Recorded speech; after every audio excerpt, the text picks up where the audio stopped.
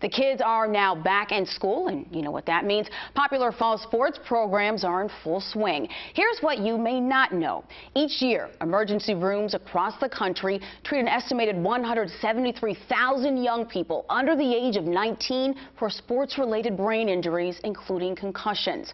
And according to the Centers for Disease Control and Prevention, that number is growing.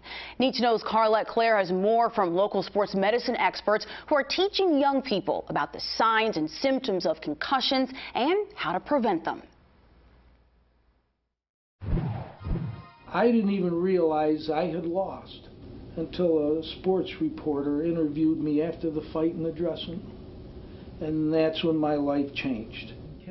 Ray Ciancaglini suffers from headaches, memory loss, and concentration problems associated with chronic encephalopathy. Every one of these awards means so much to me. I had my first exposure to organized boxing at the young age of 14. And by the age of 16, I was already projected with a bright future in the ring. The middleweight contender always dreamed of being a boxing world champion, like his role model, Carmen Basilio. The crowd roared with every punch Carmen threw.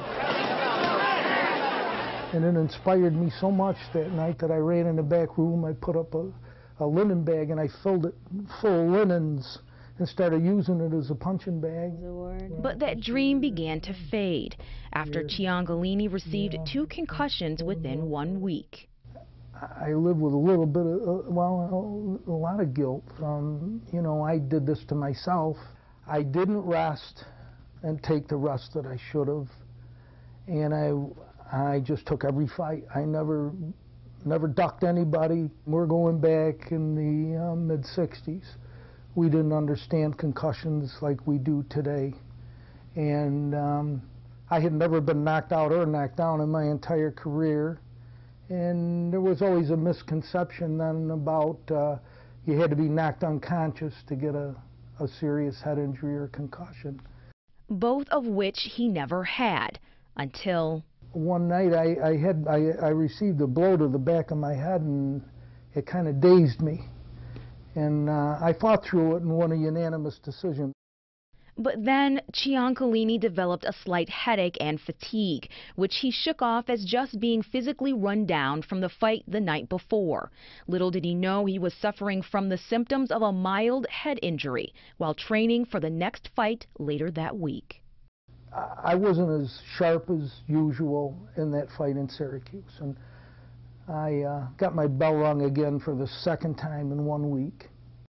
In 1971, Ciancaglini failed a brain exam called an EEG and was withheld from boxing in New York State, pending a repeat test and review from the Boxing Commission's advisory board. He sidestepped the regulation and was able to get in the ring in other states using a number of aliases.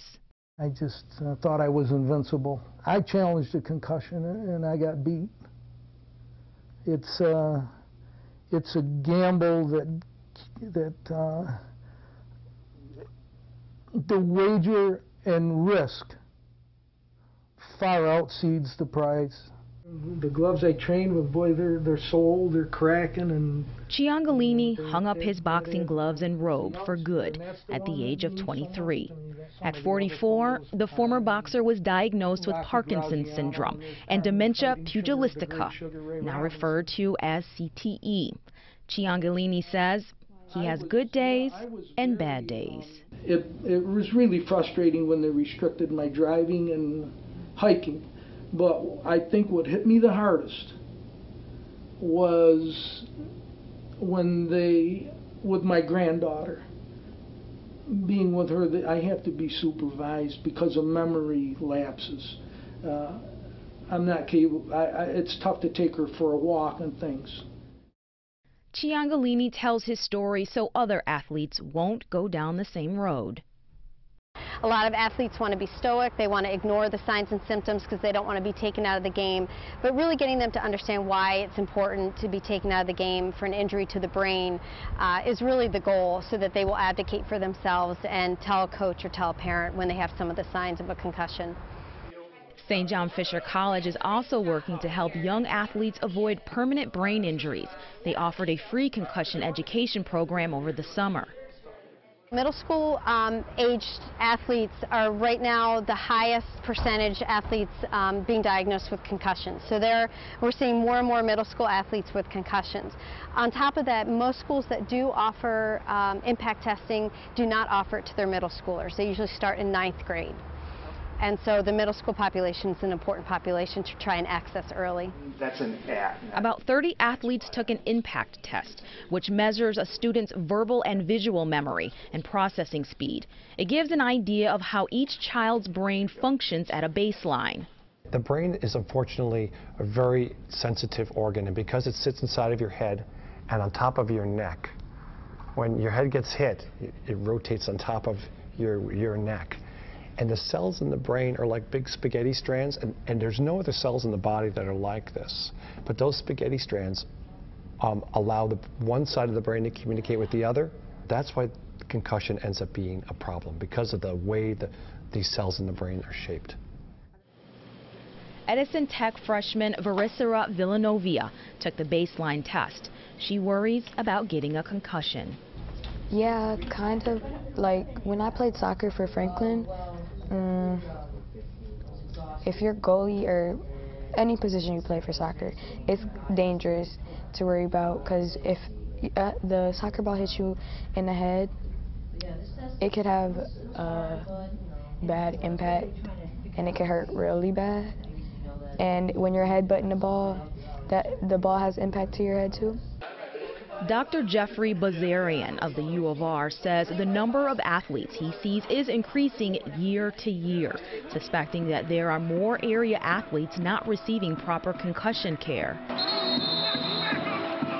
Everybody knows about a loss of consciousness or a period of time where you don't remember. That's pretty straightforward, but there are more subtle signs of concussion, like a headache, dizziness, nausea, trouble concentrating, things like that are a little more subtle. Dr. Bazarian says if an athlete is exhibiting these symptoms, they should be removed from the game. The rule is they should rest, then repeat the impact test before being allowed to play again.